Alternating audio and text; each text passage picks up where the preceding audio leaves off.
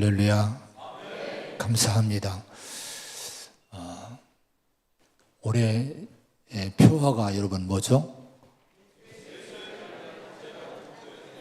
다시 한번 크게 해보겠습니다. 시작.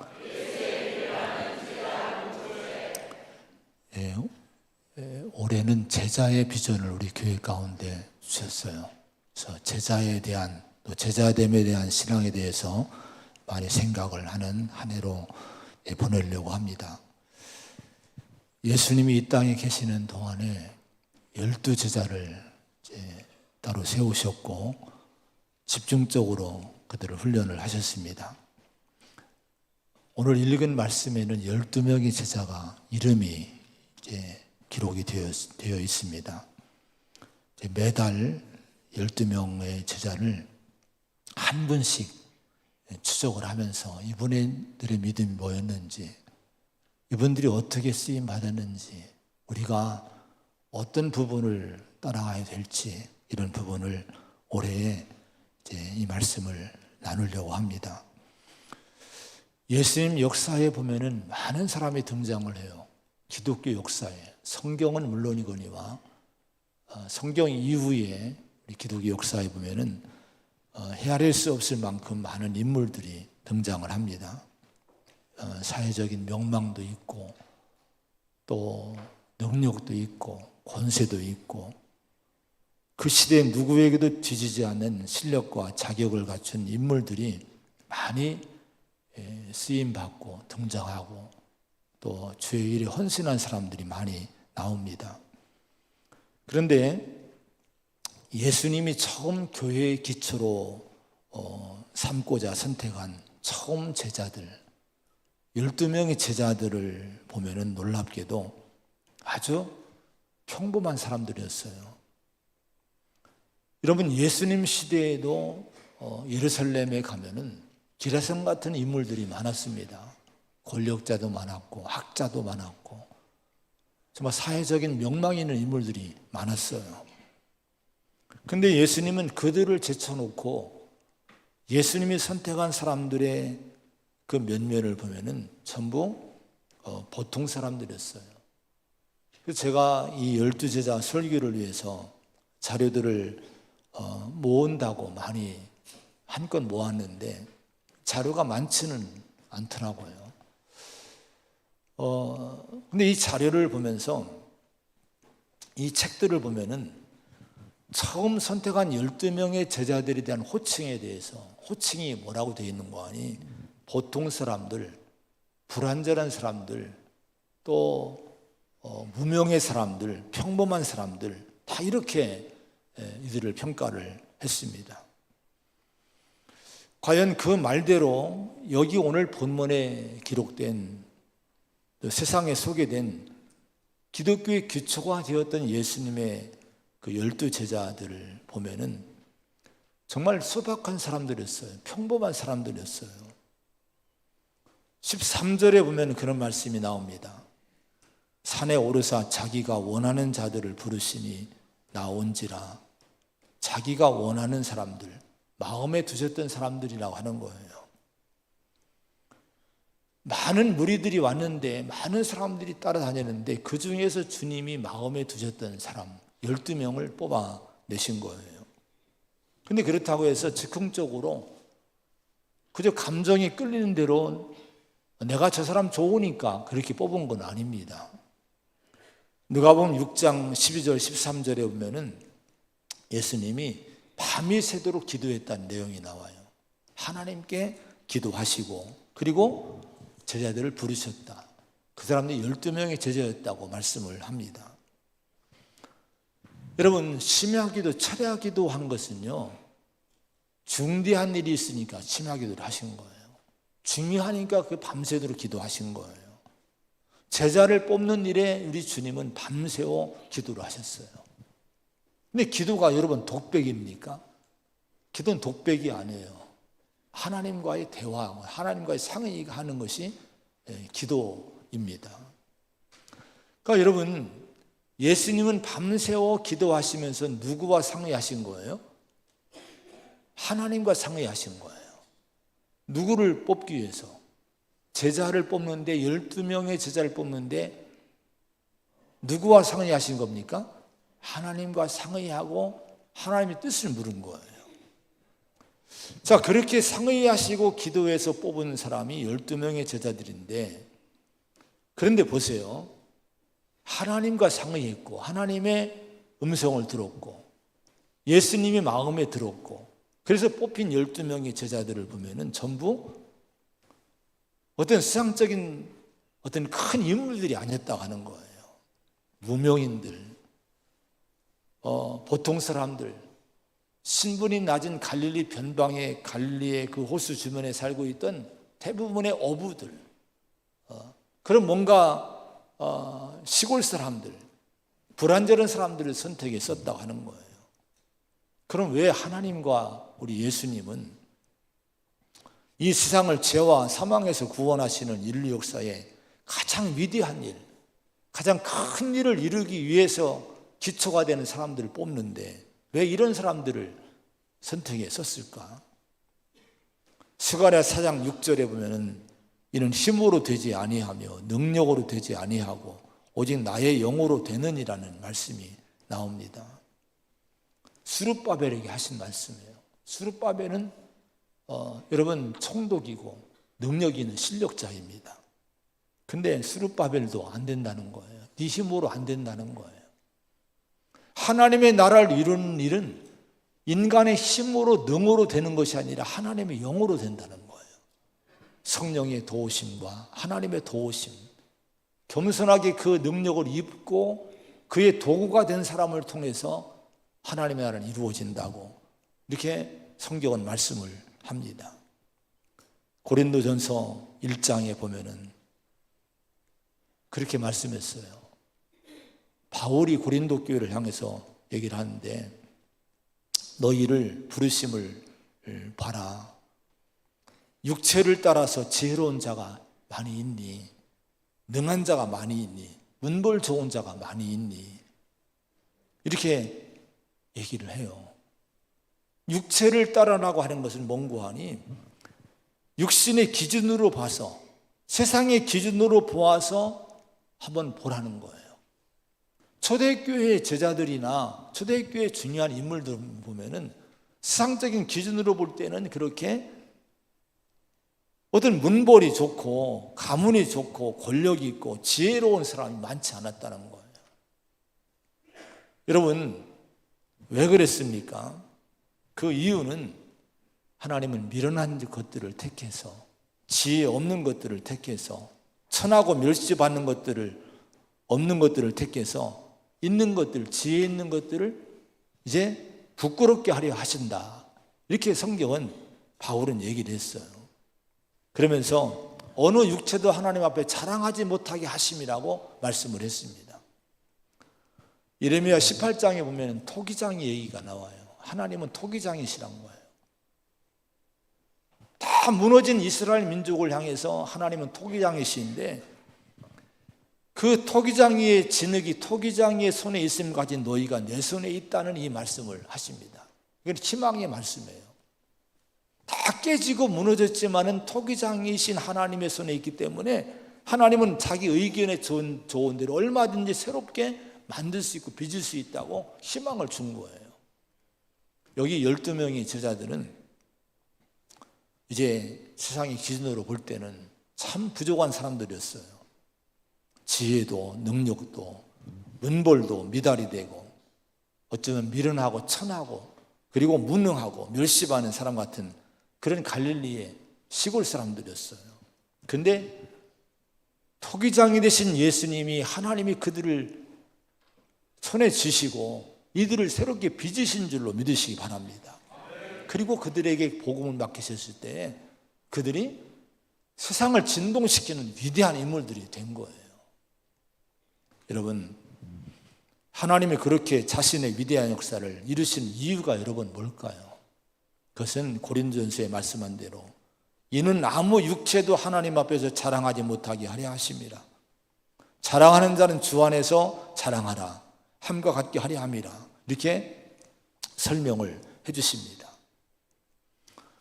여러분, 육신의 기준으로 부족한 사람들을 택하셔서 하나님의 역사를 이루게 하신 이유는 뭔고 하니 주님의 일에는 누구도 자랑하지 말라는 거예요.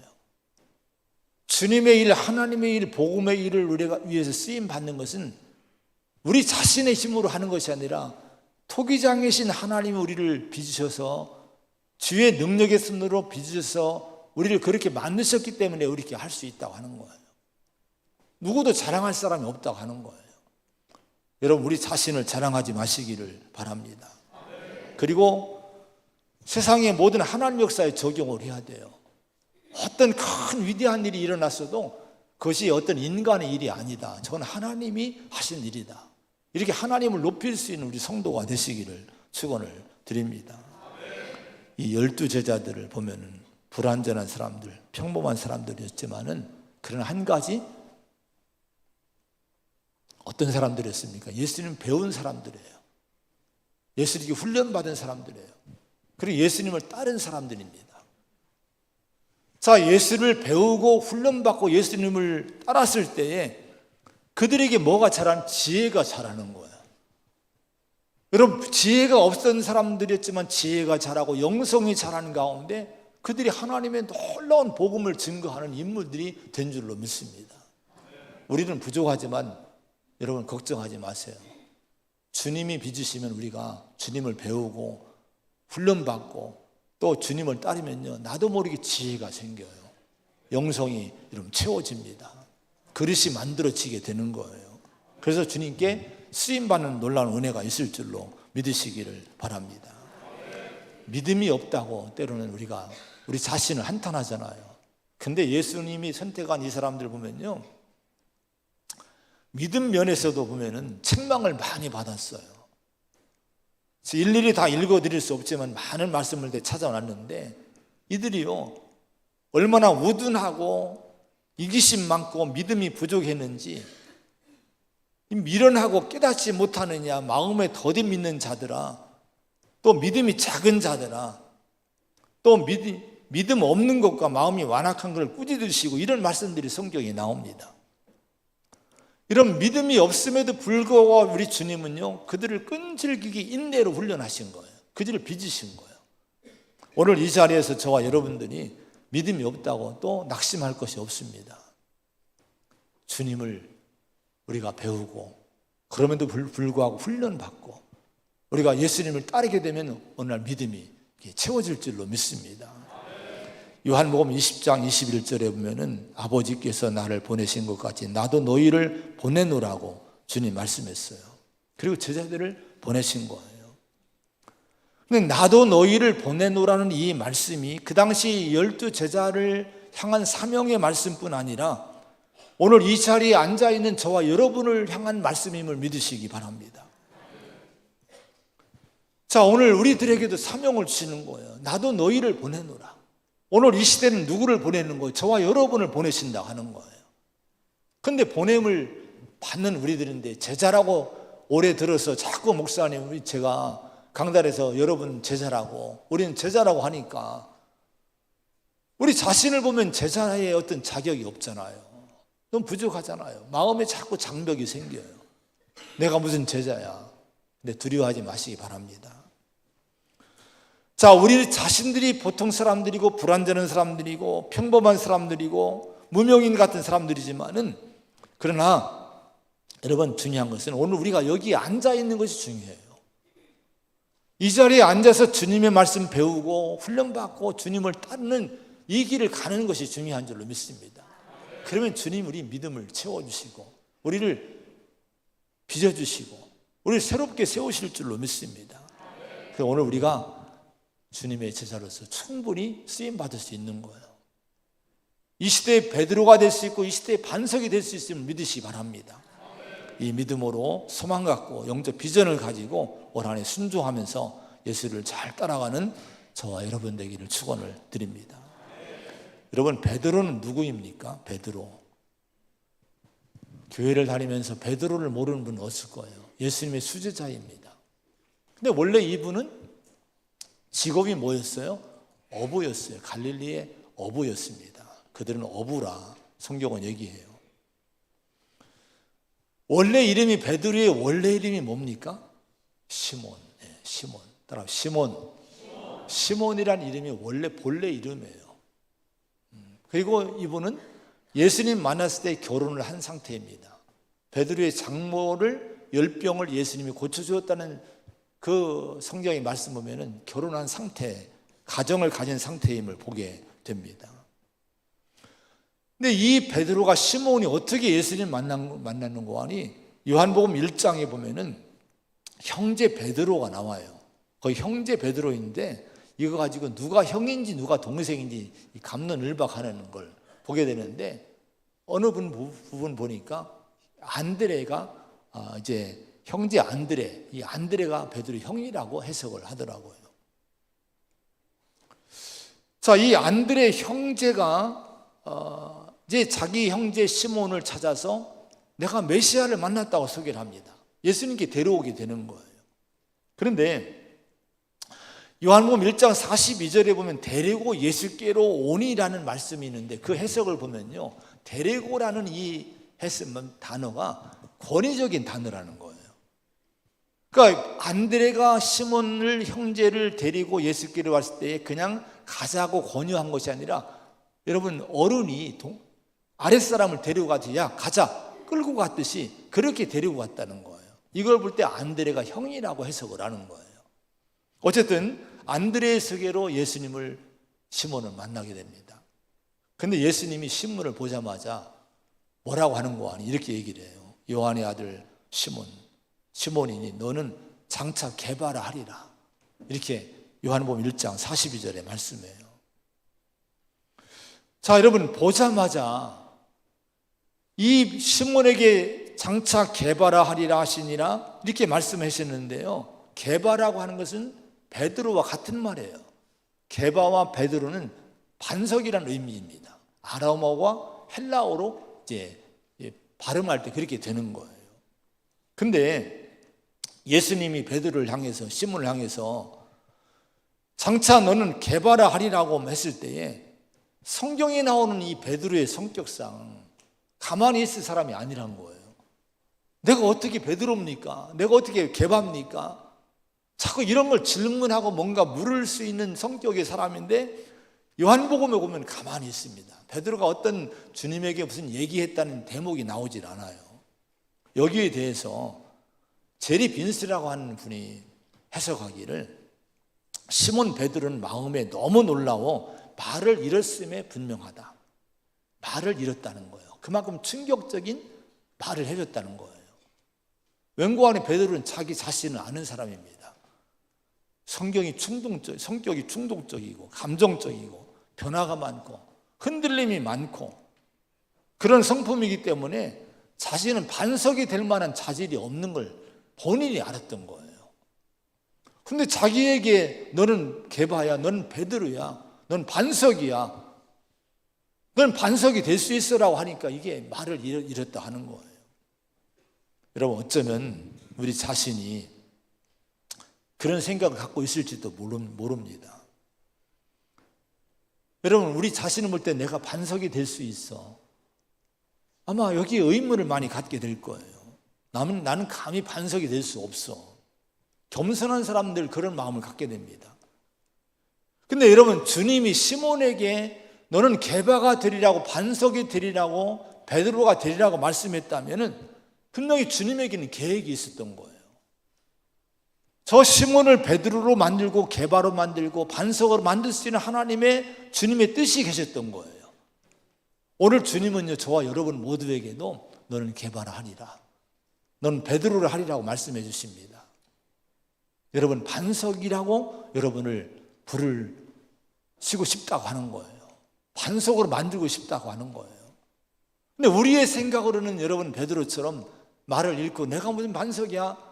아마 그렇게 여러분 생각할지 모릅니다. 그러나 염려하지 마세요. 주님은 다 계획이 있는 거예요. 올해 제 마음속에 이 비전을 주시고요. 정말 예수의 길을 가는 제자 공동체라는 표어를 주시고 올해 제자에 대한 말씀을 주신 이유는 저와 여러분 모두를 이 개바로 만들기 위한 하나님의 계획이 있는 줄 믿으시기 바랍니다. 예수를 배우고 훈련받고 따르면요, 어느 날 나도 모르게 반석이 되어 있는 그런 놀라운 자신의 모습을 발견하는 은혜가 있을 줄로 믿습니다. 근데 예수님이 말씀하신 게바, 베드로, 이 반석이란 무엇을 말하는 것입니까? 마태복음 16장에 보면요, 이 설명이 잘 나와 있어요. 베드로가 주는 그리스도시요 살아계신 하나님의 아들입니다라는 신앙 고백을 해요. 그랬을 때 예수님이 칭찬하시면서 너는 베드로라, 다시 이렇게 얘기하시면 너는 베드로라, 내가 이 반석 위에 내 교회를 세우리니 음부의 권세가 이기지 못하리라, 이렇게 말씀했습니다.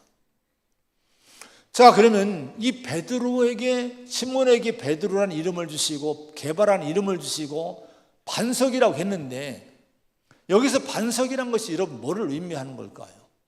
그저 내 개인의 인생 하나 잘 세우기 위한 반석? 이건 아니라고 하는 거예요. 바로 마태복음 16장에 의하면은 이 반석 위에 뭐를 세우겠다? 내 교회를 세우겠다 하는 거예요. 그것도 어떤 교회? 음부의 권세가 흔들지 못하는 교회를 세우시겠다 하는 거예요. 여러분, 음부의 권세, 지옥의 권세, 사탄 마귀의 권세가 흔들지 못하는 교회가 세워질 수 있는 반석 같은 믿음을 갖는 성도, 그런 제자가 되기를 원한다 하는 거예요. 우리 모두가 그런 성도가 되어야 될 줄로 믿습니다. 이 서방교회가 어디에 세워집니까? 우리 믿음의 고백을 하고 있는, 믿음의 길을 가고 있는 저와 여러분을 통해 교회가 지금 세워지고 있잖아요. 우리가 그러므로 반석이 되어야 될 줄로 믿습니다. 우리에게 대한 주님의 소원과 비전이 그런 거예요. 너는 게바가 되라. 너는 이 교회의 반석이 되라. 너는 이 교회의 베드로가 되라고 주님 말씀하고 있습니다. 과연 나를 통해 주님이 원하시는 이 교회가 이 땅에 세워질 수 있을까를 우리가 고민해야 돼요. 음부의 권세, 사단의 권세가 흔들지 못할 교회가 나를 통해 세워질 수 있을까? 이 고민을 많이 하고 내가 이런 반석이 돼야지라고 하는 이 마음의 결심, 그런 기도가 우리 가운데 꼭 있어야 될 줄로 믿습니다. 여러분, 음부의 권세가 흔들지 못하는 교회를 세울 수 있는 우리 모두가 반석 같은 성도가 되시기를 축원을 드립니다. 그런 반석과 그런 베드로가 되려면 뭐가 있어야 돼요? 신앙 고백이 분명해야 돼요. 따라합시다. 주는 그리스도시요 살아계신 하나님의 아들이십니다. 믿음이 분명해야 돼요. 예수가 나의 인생의 주인이시라는, 내 왕이시라는, 예수를 내 인생의 주인으로 삼고 살아갈 수 있는 믿음. 또 유일한 구원자이신 분이 예수 한 분이시고 하나님의 아들이신 분은 유일하게 하나님 보내신 독생자 예수님 한 분이심을 믿는 이 믿음을 갖고 있을 때에 이런 신앙의 고백자가 바로 반석이 될 수 있는 거예요. 여러분, 반석이 되시기를 축원을 드립니다. 자, 이 베드로가요, 반석이 되는 과정은 여러분 그냥 되지 않아요. 많은 실수와 실패를 겪고 나서 반석으로, 교회 반석으로 쓰임받게 됩니다.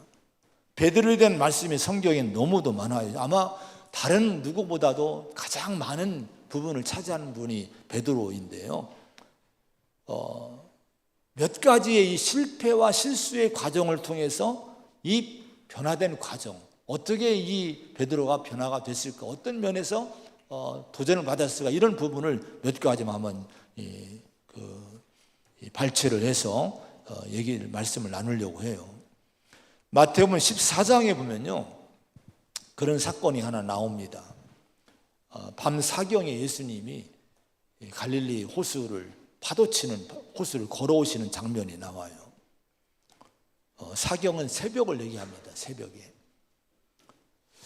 다른 사람이 다 유령인 줄 알고, 아니 파도치는 이 바다를, 호수를 누가 걸어오니까 두려워하는데 베드로가 앞에 나서서 주님이시거든 나를 명해서 물 위로 오라고 하라고 해달라고 예수님에게 얘기를 합니다.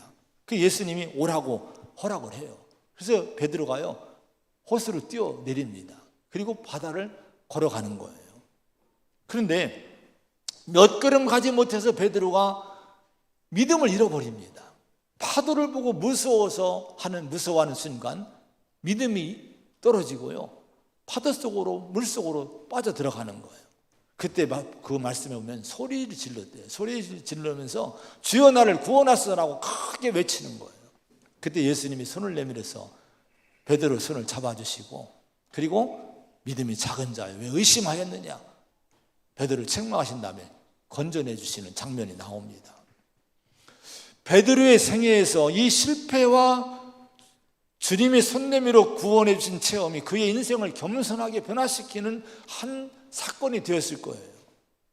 여러분, 이 사건에서 이 베드로가 뭘 배웠을까요? 믿음이 내가 얼마나 작은지, 의심이 얼마나 많은 존재인지를 깨닫게 됐을 거예요. 여러분, 막 바다 위를 걸어갔던 막 이런 용기 있던, 막 마음속에 막 믿음이 차있던 그런 때도 있었지만은 금방 이런 믿음이 사라지는 거예요. 우리 자신을 보세요. 어떤 때는 막 충만하지 않습니까? 바다 위도 걸어갈 것 같은 용기도 있지 않습니까? 근데 어느 순간 믿음이 다 떨어지는 거예요. 의심이 생기는 거예요. 그게 뭡니까? 바닷속으로 지금 나는 빠져 들어가고 있는 거예요. 이때 여러분, 주님이 손을 잡아주시는 거예요. 그리고 건져주시는 거예요. 베드로는요, 그 사건을 통해서 주님이 손을 잡아주시지 않으면 내가 주님의 손을 잡지 않고는 나는 살아갈 수 없는 존재이구나, 이걸 깨닫게 된 거예요. 우리가 교회 반석이 되려면요, 이 깨달음이 있어야 됩니다. 우리는 얼마나 많이 빠져들어갑니까? 정말 하늘을 찌를 듯한 믿음을 가지고 신앙을 고백하지만 어느 순간은 다 바닷속으로 빠져들어가는 거, 의심하고 불신하고. 근데 주님이 그때 나를 손잡아 주시는 거예요. 또 내가 주의 손 잡지 않으면 나는 나올 수 없는 거예요. 우리 자신이 그렇게 약한 존재임을 잊지 마시기 바랍니다. 주님이 손 잡아 주셔야 되는 거예요. 그 다음에 마태복음 16장에 또 보면요, 거기 이런 사건이 하나 나와요. 예수님이 이제 이 예루살렘에 올라가셔서 장로들과 대제사장들과 서기관들에게 고난받고 죽임당하고 제3일에 부활할 것을 저희들에게 말씀을 하십니다. 그러니까 베드로가 나서서 주여 그리하지 마옵소서라고, 이 일이 결코 주님께 미치지 못할 겁니다라고 가로막아요. 안 된다는 거예요. 근데 이때 예수님이 충격적인 책망을 베드로에게 하셨어요. 뭐라고 했습니까? 사탄아, 내 뒤로 물러가라. 너는 나를 넘어지게 하는 자로다. 네가 하나님의 일을 생각하지 아니하고 도리어 사람의 일을 생각하는도다. 이렇게 책망을 하신 거예요. 보세요. 이 책망 듣기 전에는 베드로가 어떤 칭찬을 들었습니까? 너는 베드로라는, 너는 반석이란 거예요. 내가 네 신앙의 고백 위에 내 교회를 세우겠다. 천국 열쇠를 내게 주겠다고 극찬을 한 거예요. 자, 이랬던 이 베드로인데요, 이 순간이 지나고 난 다음 얼마 후에 사탄아 물러가라는 책망을 받게 된 거예요. 교회의 반석이었다가 사탄으로 추락을 해버린 거예요. 여러분, 이 경험이 베드로의 일생에 엄청난 충격과 자신이 깨어지는 계기가 됐을 거예요. 내가 반석으로 교회를 세울 수 있는 사람이 되기도 하지만은 자칫 잘못하면 사탄의 도구도 될 수 있구나. 사탄아 물러가라. 사탄에게 쓰임받는 사람도 될 수 있겠구나라고 이 베드로는 이때 깨닫게 된 거예요. 그리고 여기서 이 사건에서 사탄의 역사가 무엇인지 베드로는 깨닫게 됩니다. 마귀 역사가 무엇인지 깨닫게 돼요. 마귀 역사가 뭐였습니까? 예수님을 넘어지게 하는 거. 네가 나를 넘어지게 하는 자로다. 이렇게 주님이 얘기를 해주신 거예요. 여러분, 예수님을 넘어지게 하는 것이 사탄의 역사임을 분별하시기 바랍니다. 오늘날 예수님을 넘어지게 하는 게 뭐예요? 교회를 넘어지게 하는 거예요. 주님의 교회를 넘어지게 하는 것은 사탄의 역사임을 분별하시기를 바랍니다. 이걸 배워야 돼요. 그리고 하나님의 일보다 사람의 생각으로 살려고 하는 것이 사탄의 역사라고 하는 거예요. 여러분, 그러면서 무엇보다도 하나님의 역사를 위해 반석이 되려고 하면서도 십자가의 길을 부인하는 거예요. 여러분, 반석이 되기를 원하십니까? 십자가의 길을 가야 돼요. 십자가를 져야 되는 거예요. 근데 여러분, 이걸 부인하고 십자가를 부인하고 십자가를 지려고 하지 않은 태도는 곧 뭡니까? 사단의 역사라고 하는 거예요. 이것이 바로 나를 넘어뜨리게 하는 거예요. 요즘 여러분, 베드로가 넘어졌듯이, 반석인 베드로가 넘어졌듯이 우리를 넘어뜨리게 한 사단의 역사가 뭔지 분별을 여러분 하시기 바랍니다. 그래야 우리가 베드로가 될 수 있는 거예요. 평생 잊지 못하는 이 교훈을 통해서 베드로는 이것이 마귀 역사, 사탄의 역사구나 깨닫고요. 그래서 여러분, 이 깨달음 때문에 베드로는 교회의 반석이 되고 베드로가 된 거예요. 이런 우리가 되기를 축원을 드립니다. 그런 다음에 마태복음 26장에 보면은 베드로가 호언장담하죠. 다 주를 버릴지라도 나는 결코 버리지 않겠다. 내가 주와 함께 죽을지언정 주를 부인하지 않겠다. 순교하겠다는 거, 주님과 함께. 그런데 이런 고백을 했을 때 주님이 이들을 이끌고 겟세마네 동산으로 가셔요. 바로 기도의 자리로 가십니다. 근데 거기서 주님이 제자들에게 기도를 부탁을 해요. 내가 고민하고 내가 어렵고 힘든데 내가 기도할 동안 너희도 기도를 좀 해달라고 기도를 부탁하는 거예요. 근데 와서 보니까 이들이 다 잠을 자고 있는 거예요. 그때 예수님이 특별히 베드로에게 말씀하시기를 이렇게 얘기하십니다. 너희가 나와 함께 1시간도 이렇게 깨어 있을 수 없더냐.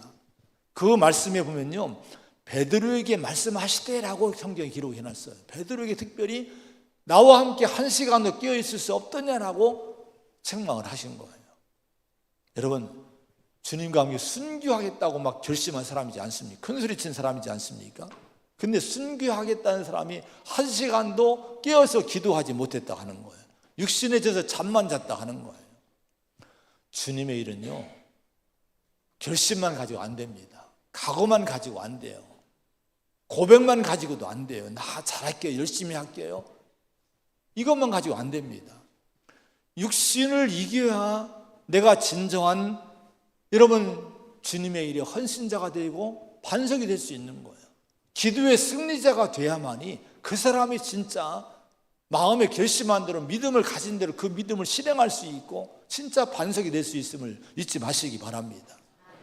기도에 실패하면 육신에 집니다. 여러분, 기도하지 않고 기도에 실패하면 자꾸 육신적인 역사에 내가 지고 마는 거예요. 근데 여러분, 기도에 승리하면요 육신을 이깁니다.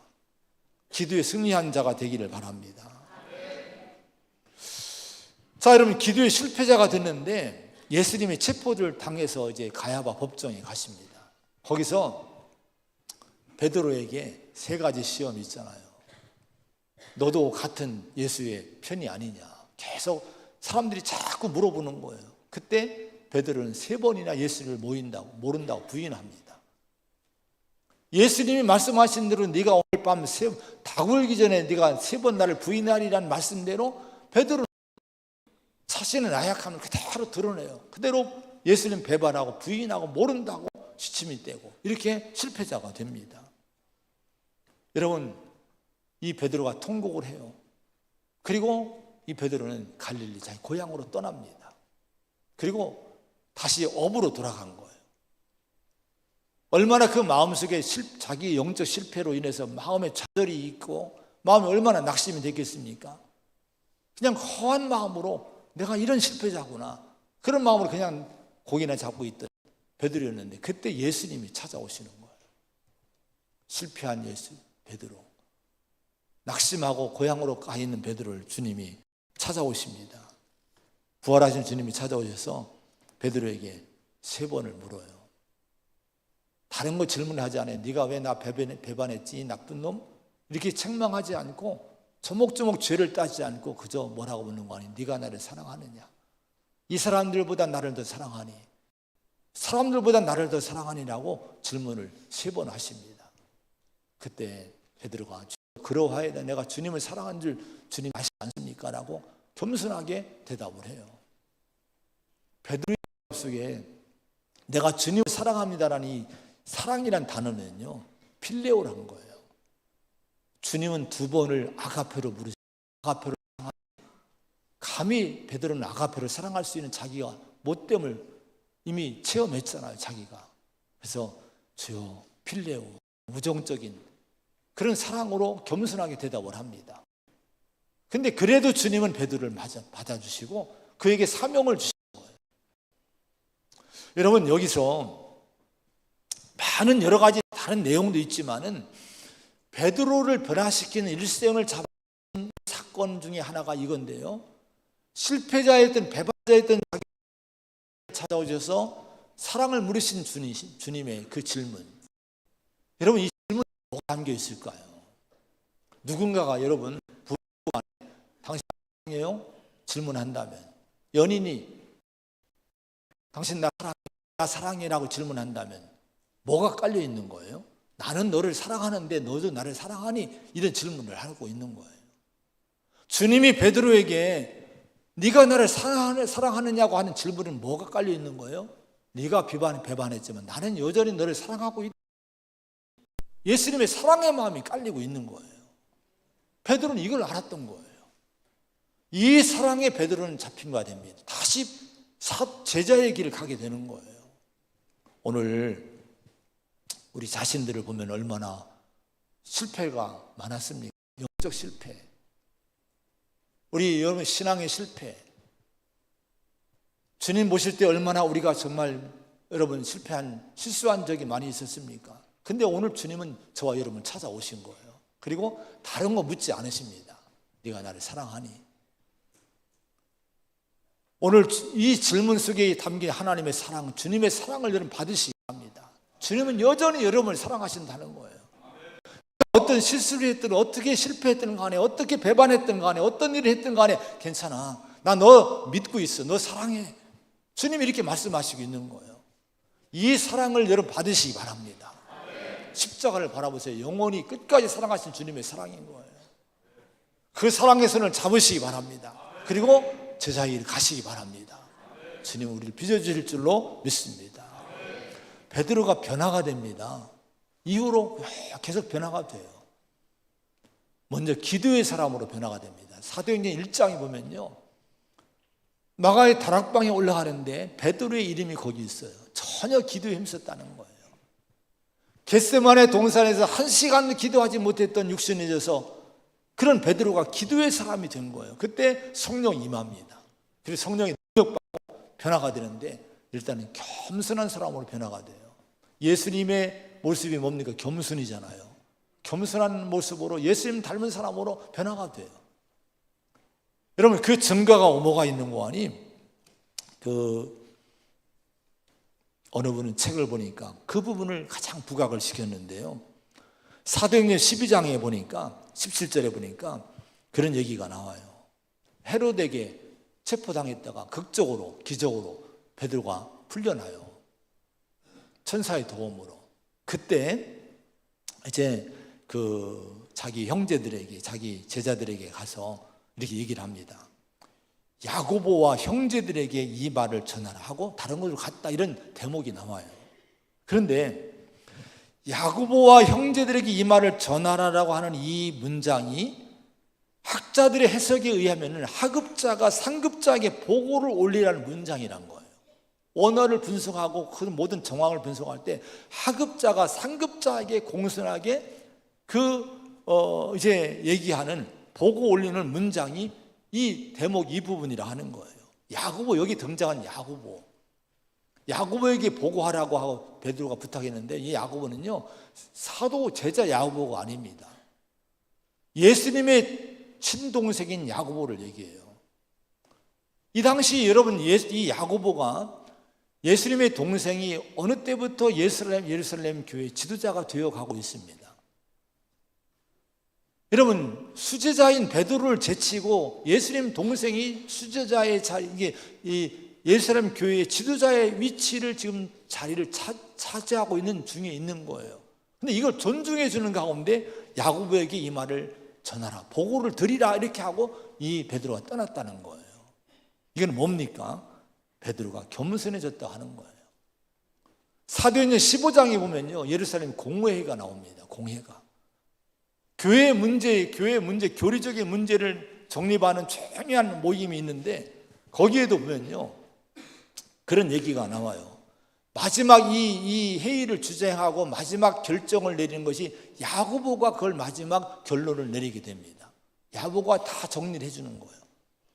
아니, 교회 수장이 누굽니까? 베드로이지 않습니까?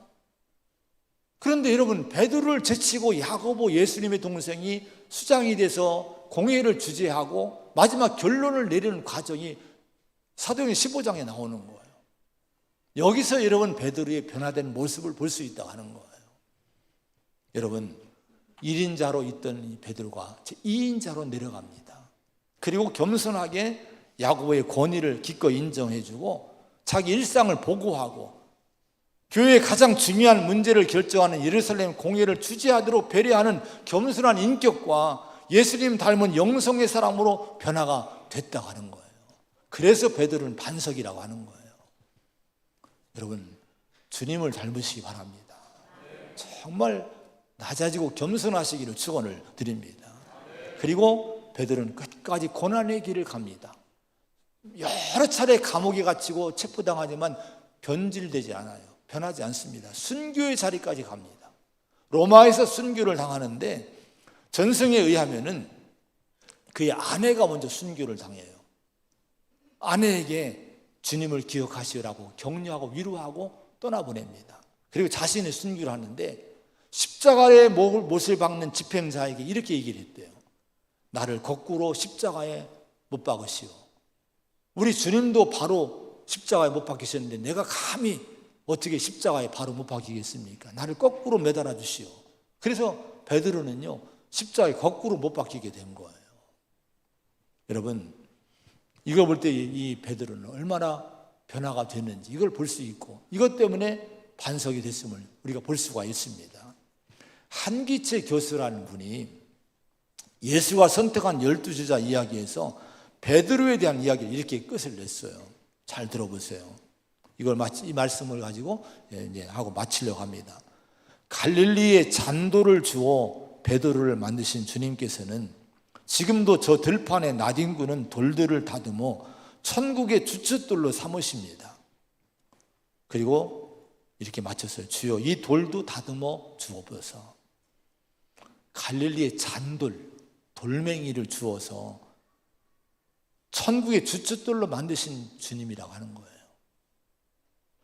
여러분, 어쩜 우리가 잔돌 같은 인생이지 않습니까? 처음부터 우리가 반석이 어디 있습니까?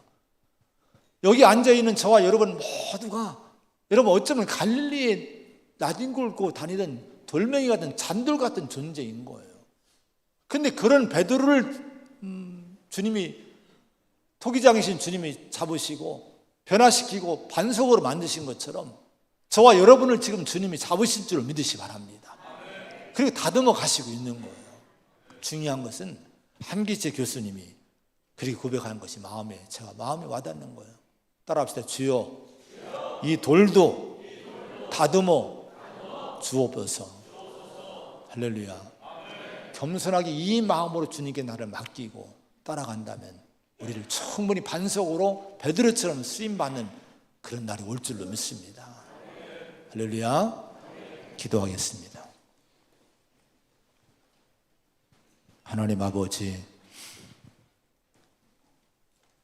주님의 큰 역사에 쓰임받은 제자들을 우리가 보게 됩니다. 12제자들을 볼 때에 보통 사람들, 불완전한 사람들, 시골 사람들, 무명의 사람들이었지만은 그러나 하나님이 토기장이신 하나님이 그들을 빚으셨고 베드로처럼 반석으로 만드셔서 하나님의 역사를 이루게 하신 그런 역사를 우리에게 보여주십니다. 우리에게 이 말씀을 통해 비전을 주십니다. 아버지, 우리 자신도 참으로 실수가 많고 부족함이 많은, 어쩌면 갈릴리 바닷가에 세상에 그저 뒹굴어 다니는 잔돌 같은 인생들인데 그런 저희를 주님이 잡으셨습니다. 그런 저희를 오늘 모으셨습니다. 아버지 하나님, 주님이 나를 빚으시고 나를 다듬으실 때 우리는 반석이 될 수 있을 줄로 믿습니다. 아버지, 다시 한번 용기를 내기 원합니다. 우리가 실수가 많고 부족함이 많지만은 여전히 주님은 우리를 사랑하신다고 말씀하십니다. 그리고 나를 보내기를 원하신다고 말씀하십니다. 우리 교회가 이 비전 갖고 주님 손에 붙들려서 다듬어지고 훈련받고 새롭게 빚어지는 가운데 하나님 역사에 귀하게 반석처럼 쓰임받는 우리 모든 성도가 되고 이 교회가 되게 하여 주시옵소서. 예수님의 이름으로 간절히 기도하옵나이다. 아멘.